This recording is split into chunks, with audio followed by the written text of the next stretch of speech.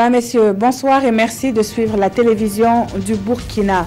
Acceptable, c'est ainsi que se laisse juger le niveau de réalisation des engagements pris par le président au peuple burkinabé. Un dialogue direct entre l'exécutif et le bureau chargé du suivi du programme présidentiel a été ouvert ce jour à la primature. Le point dès le début de ce journal.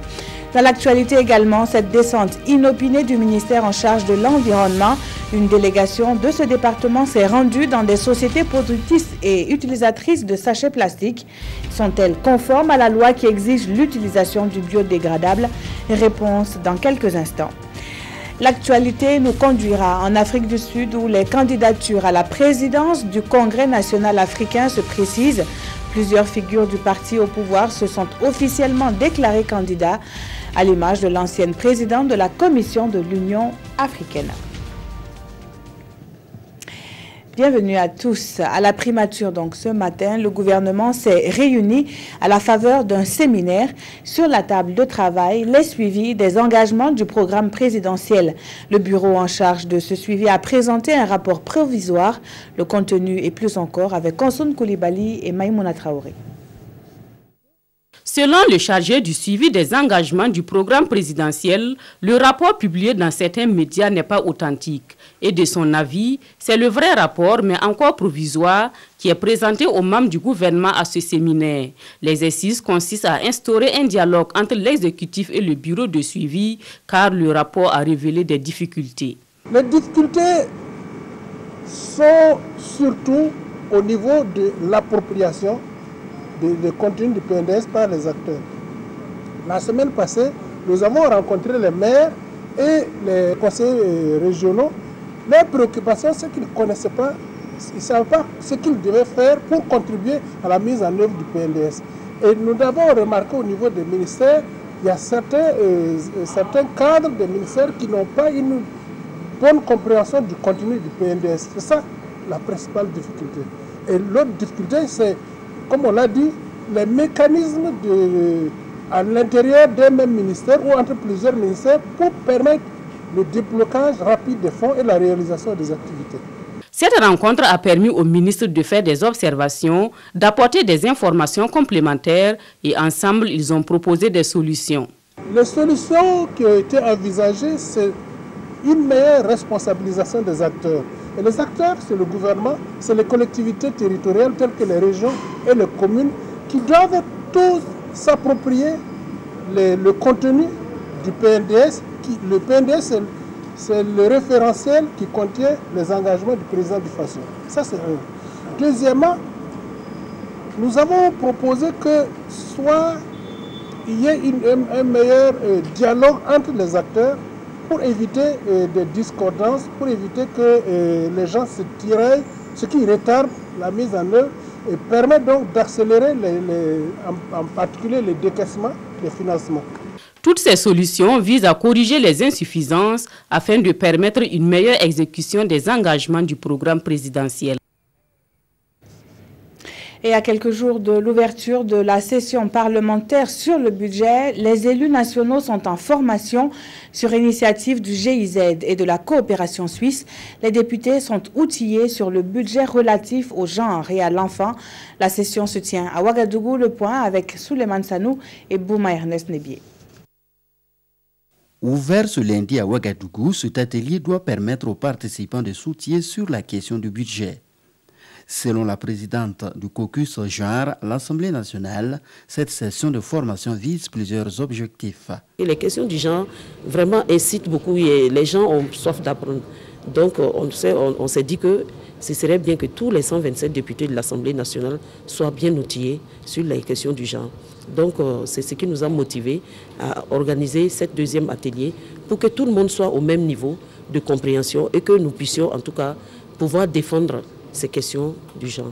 Si nous nous dotons des compétences, des capacités, et nous allons être bien outillés pour pouvoir en tout cas étudier les différents budgets, les analyser sereinement et puis faire ressortir les aspects genre et insister pour que ce soit pris en compte. Les partenaires, pour leur part, ne cachent pas leur satisfaction sur la tenue effective de ce séminaire qui, selon eux, va permettre au Burkina de s'affirmer sur la question du genre. Nous voudrions voir que les ministères sectoriels et ministères de Finances, ils préparent les actions, les programmes qui pourront aider à améliorer la situation des groupes désavantageux pour leur aider à améliorer la situation. Et c'est pour ça que nous sommes très heureux d'appuyer les efforts des institutions financières et les autres institutions au Burkina d'avancer dans ce plan. Prévu pour une durée de 112 heures, cet atelier est le deuxième du genre après celui tenu à Koudougou en juin dernier. De son côté, l'autorité supérieure du contrôle d'État et de lutte contre la corruption se rapproche des médias. L'institution a pour ce faire élaboré une formation des journalistes avec pour principal module la lutte contre la malgouvernance. La dimension partenariat est engagée et c'est ce que nous dit Zoubaviel David Abiré. Telle une gangrène, la corruption sape les efforts de développement des nations et contribue à la déliquescence des valeurs sociales selon les rapports des Nations Unies sur le phénomène. Son éradication est un combat de longue haleine au Burkina Faso. L'autorité supérieure du contrôle d'État et de lutte contre la corruption et les journalistes unissent leurs forces pour y arriver. 3 jours durant, les deux entités vont passer en revue les instruments légaux de lutte contre la corruption et surtout jeter les bases d'une collaboration et ce en vue d'éviter les interprétations préjudiciables sur les rapports de la SCE. Avec la presse, nous avons des relations délicates dans la mesure où la SELC est tenue par le respect scrupuleux du principe de la présomption d'innocence. Et donc, nos rapports qui sont publiés et qui ne sont pas en fait des décisions de justice, leur exploitation demande que dans le traitement journalistique qui peut en être fait, on tienne compte de ce principe de la présomption d'innocence. Ce qui fait que souvent les journalistes viennent à nous pour des informations, mais nous hésitons à leur donner cette information parce que les conditions de traitement peuvent poser un certain nombre de problèmes. La rencontre réunit une quarantaine de journalistes et sera sanctionnée selon les organisateurs par la rédaction d'une feuille de route définissant les attentes de chaque parti dans la lutte contre la corruption. Et les journalistes espèrent que cette coopération aboutira à un début de spécialisation sur les questions relatives à la corruption. Je crois que l'intérêt justement c'est un peu de revenir sur ces notions et puis de rappeler aux journalistes, même s'ils ne sont pas spécialisés sur les questions juridiques, de prendre beaucoup de précautions dans le traitement de ces rapports. La feuille de route qui va être élaborée prendra en compte certainement ces aspects. La SELC bénéficie à cette rencontre du soutien technique des structures comme le RENLAC et le RACHIT qui livreront aux journalistes leur perception de la corruption au Burkina Faso et proposeront leurs recettes pour y remédier. Je reçois pour vous sur ce plateau le représentant résident par intérim de la BAD. Bonsoir, Monsieur Georges Bouhoussou. Bonsoir, Madame. La Banque africaine de développement a approuvé récemment un document de stratégie pays pour le Burkina et la promotion de l'énergie et le développement du secteur agricole sont au cœur donc, de ce document.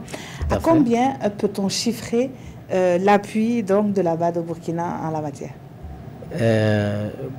Je vous remercie, Madame. Je voudrais tout d'abord saluer l'excellence des relations de coopération qui existent entre la Banque africaine de développement et le Burkina Faso.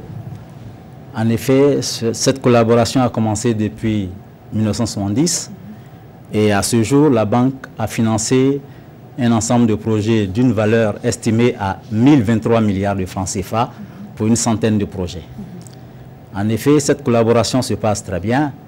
Aujourd'hui, comme vous l'avez dit, depuis le mercredi 20 dernier, le groupe de la Banque a approuvé par le biais de son conseil d'administration la nouvelle stratégie pour les 5 prochaines années, 2017-2021, comme vous l'avez dit, et on a ciblé 2 secteurs les plus importants actuellement qui font partie des top priorités de la Banque africaine de développement du Dr Adesina.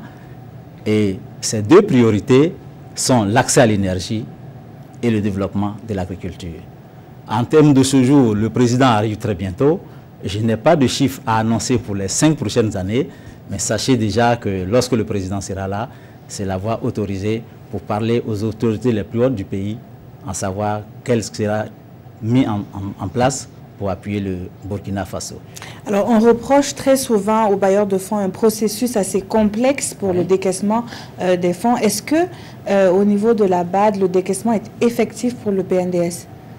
Oui, vous savez que le PNDS, c'est un long processus qui va aller jusqu'en 2020. C'est un vaste programme.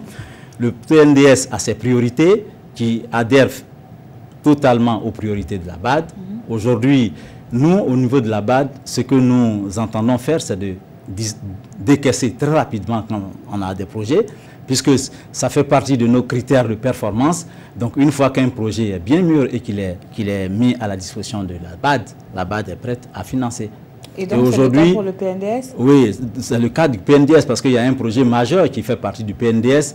Si vous vous rappelez, la route Gunguin, Fadang-Gourma, Piega, frontière du Niger, fait partie du plan du PNDS.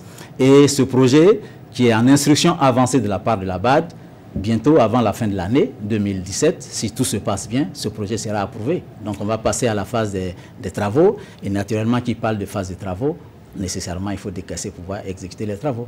Alors, vous l'avez tantôt évoqué, le président donc, de la BAD est attendu pour ce mercredi à Ouagadougou. Quel est l'enjeu de cette visite au Burkina? Ah oui, en fait, le président Adesina arrive ici pour une visite officielle de 3 jours, à partir du 27 jusqu'au 29. Son arrivée est sous-tendue par des choses importantes. Il doit rencontrer les plus hautes autorités de l'État, avec à leur tête le président du Faso, son Excellence Roch Marc Christian Kaboré, ensuite le Premier ministre Paul Kabatiba et les autres partenaires techniques et financiers. Et ceci, dans un cadre bien précis, il vient pour renforcer le cadre de coopération entre le Burkina Faso et la Banque africaine de développement. Vous savez, nous faisons régulièrement des rapports au président, au conseil d'administration sur les activités, tout ce qui se passe au Burkina. Mais une chose de lire des rapports et une chose d'aller toucher du doigt les réalités du pays. Donc avec son arrivée ici et ce qu'il aura vécu sur le terrain, naturellement, quand certains rapports seront tracés à son endroit, il aura un œil bienveillant à l'endroit du Burkina Faso. Donc le président sera là, il va rencontrer le président Roch Marc Christian Kaboré et tout son gouvernement. Donc je pense qu'il aura des messages forts à leur passer dans le cadre de cette collaboration. Et la banque va, je pense, le président va encore relever et réitérer l'envie de la BAD de soutenir le Burkina Faso, de continuer de le soutenir. Et comme vous l'avez dit, on saura à hauteur de combien de millions? Là, on saura. Le président est la voix autorisée pour annoncer ce qu'il a annoncé. C'est lui qui est le responsable de la banque. En tout cas, merci à vous, M. Georges Bowoussou, d'avoir été sur ce plateau. Je rappelle que vous êtes le représentant résident de la BAD par intérim ici au Burkina. Merci, madame. Dans la suite de ce journal, cette sortie inopinée des agents du ministère de l'Environnement et de l'Économie verte. Dans les sociétés visitées, ils brandissent la loi qui interdit la production et l'utilisation de sachets plastiques non biodégradables. L'ambiance de cette sortie avec Paul-David Bambara et Mounira Kiri. L'équipe du ministère en charge de l'environnement contrôle les documents d'homologation de Fasoplast, une unité burkinabé de production de sachets plastiques. Puis, un tour dans le magasin de l'unité pour vérifier si les stocks sont conformes à la loi portant interdiction de la production, de la commercialisation et de la distribution des emballages et sachets plastiques non biodégradables. Fasoplast est en règle vis-à-vis de cette loi. C'est vrai qu'au début, ils n'étaient pas en règle. Ils ont dû arrêter leur production pendant 1 année afin de se conformer à cette loi. La société Baragui reçoit également la visite inopinée du ministère en charge de l'environnement. Là aussi, les documents douaniers, les factures et le certificat d'homologation sont conformes à la réglementation en vigueur. Avant l'importation de tout emballage et sachet plastique au Burkina Faso, l'importateur doit demander une autorisation au ministère de l'Environnement. Il doit déposer un dossier dans lequel il doit joindre le certificat de biodégradabilité fourni par le producteur. Ce contrôle ne concerne que les documents d'homologation. Le ministère ne dispose pas pour le moment de testeurs pour certifier si oui ou non les sachets sont biodégradables. La commande a été lancée et c'était pour 3 testeurs. Et malheureusement, le contrat a été rompu parce que le fournisseur n'a pas pu livrer les documents à temps. En attendant l'arrivée prochaine des testeurs, le ministère en charge de l'environnement promet poursuivre ce genre de visite inopinée, seule façon pour lui de venir à bout de l'utilisation des sachets plastiques non biodégradables au Burkina.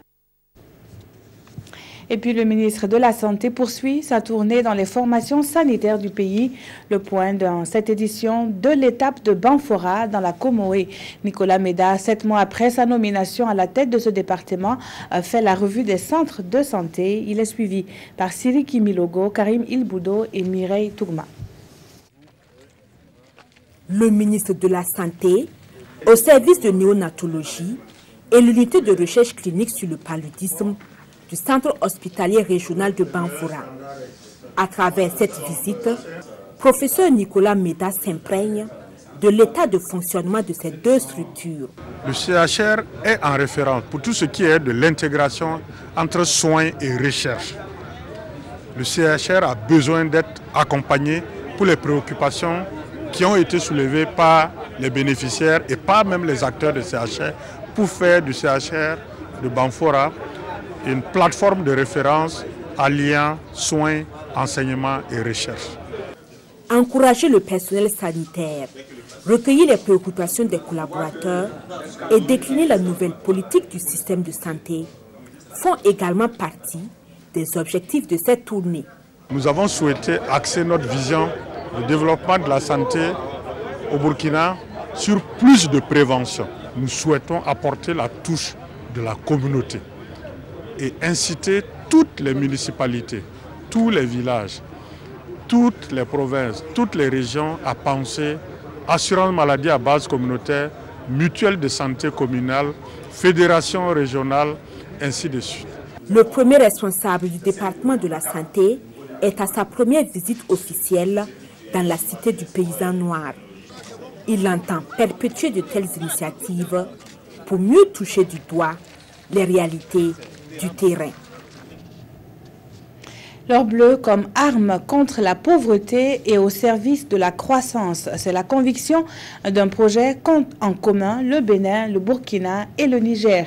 Le comité de coordination de ce projet baptisé MECRU est en conclave à Ouagadougou. Des documents consensuels pour la gestion de l'eau du bassin transfrontalier devront être signés. Précision Paouandrogo, Jean Zongo et Mariam Dao. Après Niamey, c'est le tour de Ouagadougou d'abriter la 2e session ordinaire de l'année 2017 du projet L'eau au service de la croissance et de la lutte contre la pauvreté dans le bassin transfrontalier de la MECRU. Pour ce projet qui concerne 3 pays, le Bénin, le Niger et le Burkina, ces acteurs de l'eau et leurs partenaires sont ici pour apprécier et adopter les documents cadres pour l'aménagement, l'investissement et la gestion de ce bassin. Il s'agit d'examiner un certain nombre de documents très importants pour permettre à la première phase de disposer de données suffisantes pour pouvoir formuler la seconde phase du projet. Il s'agit essentiellement de regarder et d'adopter les schémas directeurs d'aménagement et de gestion des eaux des différents pays et voir un peu comment est-ce que cette vision-là peut être globalisée au niveau du bassin du MECRU. Cette rencontre va également permettre de faire le point sur l'état de mise en œuvre de ce projet. Ça a été un projet qui a été conçu et mis en place avec la contribution de toutes les institutions scientifiques. On a été sur le terrain, faire des recensements des besoins. On a été sur le terrain, interroger les populations. On a été sur le terrain pour voir comment les populations peuvent bénéficier de ce projet-là. On a mis tout ça dans ce qu'on a appelé un modèle. Maintenant, la seconde phase doit permettre réellement d'aller vers ces populations et de dire voici ce que vous avez dit, voici comment on le réalise. Démarré en 2014, le projet MECRU est mis en œuvre par le Partenariat mondial de l'eau en Afrique de l'Ouest avec le soutien financier de l'Union européenne. Cap sur Fadam Gourma où les populations sont édifiées sur ce qu'est la TNT. Le Burkina entre bientôt dans la télévision numérique de terre et elles se doivent d'être prêtes. Ces populations donc de Fada, c'est le message passé par une délégation de la Société burkinabé de télédiffusion et du ministère de la Communication. Le point avec Presley Kemtoré et Mahamadi Oudraogo. Le compte à rebours de la transition vers la télévision numérique de terre TNT tire à sa fin au Burkina. C'est ce qui ressort de cette conférence publique animée par les responsables de la Société burkinabé de télédiffusion qui donnent ici les détails sur l'avènement de cette technologie. C'est pour déjà porter l'information et bien sûr profiter, recueillir les questions, les interrogations que la population a par rapport à l'avènement de la TNT, quels sont les avantages et comment ils doivent s'apprêter pour cette nouvelle technologie. À terme, la TNT va permettre aux populations burkinabées de visionner gratuitement 15 chaînes, dont 10 d'envergure nationale et 5 régionales. Ils auront plus de chaînes de télévision gratuites, ils auront une meilleure qualité d'image et de son avec la diffusion TNT. Il faudrait aussi qu'il y ait des postes télévision numériques pour la réception du signal. Avec ce qu'ils ont actuellement comme poste analogique, ils peuvent donc à partir de l'adaptateur qui est disponible et connecter leur poste téléviseur et continuer à recevoir les images de la TNT. C'est vrai, ils ont donné le prix du décodeur qui s'est fixé peut-être entre 6 000 et 10 000. Ça va. Mais quand on va au plus profond, il y a des ménages qui ne seront pas à mesure sur les champs d'avoir ce décodeur-là. Donc pour nous, nous pensons qu'il faut encore serrer la négociation et peut-être essayer de rabaisser un peu le prix du décodeur. La délégation a visité également les équipements du centre de diffusion de Fadam Gourma. Comme cette station, une vingtaine sont déjà opérationnelles au niveau national et attendent le lancement officiel pour satisfaire les téléspectateurs.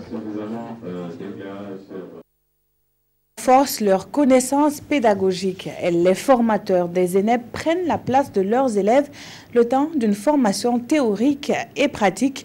Elle s'inscrit dans le cadre du projet de renforcement des stratégies et de l'entraînement des centres de formation des élèves maîtres. Nongba Kouda et Oumou Sissé nous font le point. 4 jours pour se familiariser avec le nouveau guide de planification du stage théorique. C'est l'exercice auquel se sont soumis ces formateurs des écoles nationales d'enseignants du primaire ENEP. Un recyclage qui va sans nul doute améliorer la formation initiale des élèves maîtres et mieux les accompagner dans l'exercice de leurs fonctions. Comme nous visons une symbiose entre le stage théorique et le stage pratique, nous avons profité de la situation pour en tout cas leur donner un certain nombre d'informations sur les 2 outils qui sont mis en œuvre à partir du stage pratique, à savoir donc le cahier du stagiaire et le guide de l'école d'application. Une session de formation organisée par le projet de renforcement des stratégies et de l'entraînement dans les centres de formation des élèves maîtres en partenariat avec l'Agence japonaise de coopération internationale. La qualité de l'éducation, il y a plusieurs façons à contribuer, mais l'une de contributions qui est très importante est d'améliorer la qualité de formateur. Comme ça, on peut donner l'éducation, bonne qualité de l'éducation pour les étudiants. Utilisation du guide de la planification annuelle pour le stage théorique, c'est le thème de cette session de formation. Un guide dont le contenu sera appliqué dès cette rentrée. Une petite excursion dans ce journal à présent, direction le site éco-touristique et culturel de la Guingueta. C'est l'un des lieux à visiter absolument si vous êtes de passage dans la ville de Sia. Classée trésor du Faso, la Guingueta invite à une découverte hors du commun. Ibrahima Sombier et Marguerite Douagneau y reviennent, leur ressenti dans ce reportage. Rester là des heures durant, à l'ombre de ces immenses bambous au bord de l'eau, pour prendre un grand bol d'air, savourer ce bien-être enivrant en entendant le riz soumbala et le poulet flambé maison, ce sont ces moments de détente que vous réserve la Guingueta. La Guingueta, c'est sans conteste la destination à ne pas manquer quand on est de passage à Sia. C'est le rendez-vous du week-end en famille, en amoureux, entre collègues ou entre amis à Bobo-Dioulasso. Le lieu vous séduira toujours par la qualité de la végétation ici et surtout par la diversité des espèces de plantes. C'est un concept voulu et rêvé ainsi par le promoteur. Un rêve de gamin qui se réalise étape par étape et contre vents et marées. J'ai beaucoup été éprouvé, sur le plan écologique surtout. C'est ça qui m'importait déjà parce qu'il y a certaines espèces que j'avais et que je ne pense pas que je pourrais trouver et qui ont subi le coup. Voilà, du coup, comment faire ce travail de restauration que j'ai fait pendant des années? Et là, la question se pose. Je suis en train de lutter en ce sens-là. Heureusement que certains commencent à pousser. Vous savez très bien, il y a beaucoup qui n'étaient pas de nos sols. De notre sol, bien sûr. Voilà, donc quand on a travaillé, on a arrosé, on a mis tous les moyens et approché les techniciens pour ça. Ce petit coin paradisiaque qui vous ouvre ses portes tous les jours de la semaine et durant toute l'année est une invitation au voyage, à la flânerie. C'est un endroit qui attire de milliers de visiteurs chaque année et dont la réputation a depuis longtemps dépassé les frontières de Sia. Mais le pari est loin d'être encore relevé, nous dit l'initiateur, car le projet est un tout et la suite c'est pour bientôt. Je suis en train de reproduire une forêt naturelle ici. Donc la bande que vous voyez là, la bande caillouteuse, voilà, elle représente une forêt naturelle dans ce que je suis en train de faire. Donc ça veut dire quoi? J'ai fait des prélèvements d'espèces dans la forêt et que j'ai fait déménager ici. J'ai fait venir également des espèces d'ailleurs, notamment les cactus et puis les bambous, pour créer ces mariages qui puissent exister entre la forêt naturelle et puis le type de forêt qu'on peut trouver dans les pays de forêt. Situé à une dizaine de kilomètres de Bobo-Dioulasso dans la forêt classée du Cou, un détour par cet îlot de fraîcheur et vous nous en direz des nouvelles. En Afrique du Sud, les candidatures à la présidence de l'ANC s'ouvriront officiellement en juin prochain. Plusieurs figures du parti ont déjà commencé leur campagne, à l'image de Nkosazana Dlamini Zuma, l'ex-présidente de la Commission de l'Union africaine. Issue du clan du président sud-africain, elle fait naturellement partie des favoris dans la course à la tête du parti au pouvoir. Nkosazana Dlamini Zuma signe son retour dans l'arène politique sud-africaine. Celle qui siège depuis jeudi au Parlement s'est lancée dans la course à la présidence de l'ANC. Adoubée par son ex-mari, l'ancienne patronne de l'Union africaine est donnée favorite à l'élection. Mais dans son parti, ce soutien du président Jacob Zuma est perçu comme une manœuvre pour lui éviter des poursuites judiciaires. Pour l'heure, Dlamini Zuma joue la médiatrice dans le seul but de s'assurer une victoire aux élections de 2019. Je ne comprends toujours pas pourquoi nous nous battons tellement.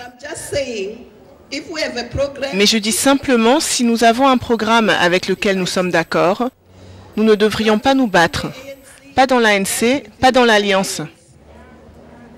L'ANC doit être fort et être uni en tout temps. Populaire, discrète, anti-occidentale, cette expérimentée des arcanes du pouvoir est plébiscitée par son électorat. Le pays sera beaucoup mieux avec une femme comme présidente. Comme l'a dit Nelson Mandela, nous sommes tous égaux, il n'y a personne qui soit meilleur qu'un autre, nous sommes tous 50-50. Je pense qu'une femme dirigera très bien ce pays. Cependant, le chemin reste long. Face à Dlamini Zuma, le frondeur Cyril Ramaphosa, le vice-président de l'ANC, coalise tous ceux qui sont exaspérés par les scandales de corruption qui entourent le président Zuma et pourraient être le trouble-fête. À Bali, les craintes sont grandissantes et les autorités indonésiennes donnent l'alerte maximale face au risque d'éruption du volcan Agung. Près de 50 000 personnes ont été évacuées de l'île touristique de Bali.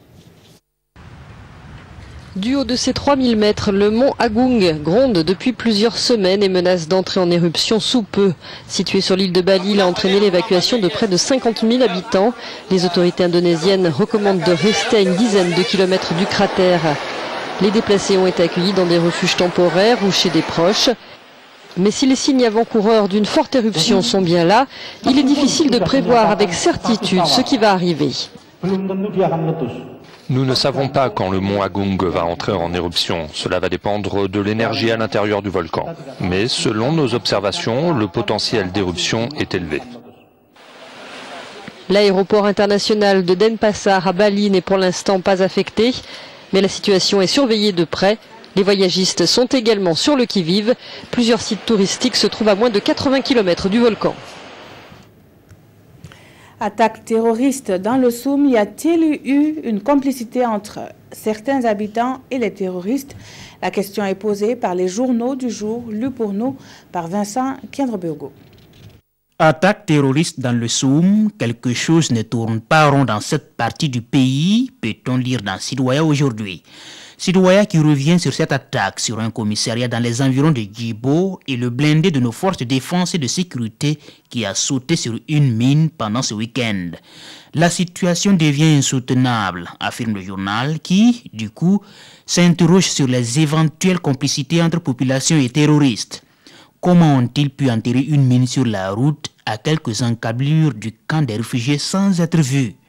Il y a une complicité qui complique la lutte contre les fameux hommes armés non identifiés, insiste le journal. Le Burkina Faso, au regard de ses engagements, ne peut pas renvoyer les réfugiés dans leur pays, mais il faudrait leur demander d'extirper les fautifs de leur rang. Bien sûr, il faut faire preuve de discernement, mais beaucoup de questions sur ces multiples attaques attendent toujours des réponses. Des questions, le journal Le Pays se les pose aussi. Les loups sont-ils déjà dans la bergerie? On peut comprendre la réticence des populations à coopérer au regard des expéditions punitives des terroristes, mais que des individus se rendent complices de ceux qui ont juré d'amputer le Burkina de sa partie sahélienne est impardonnable. Et le journal d'inviter l'État à se pencher sérieusement sur le silence coupable. Merci d'avoir suivi ce journal qui s'achève. Très bonne suite de programmes sur la télévision du Burkina.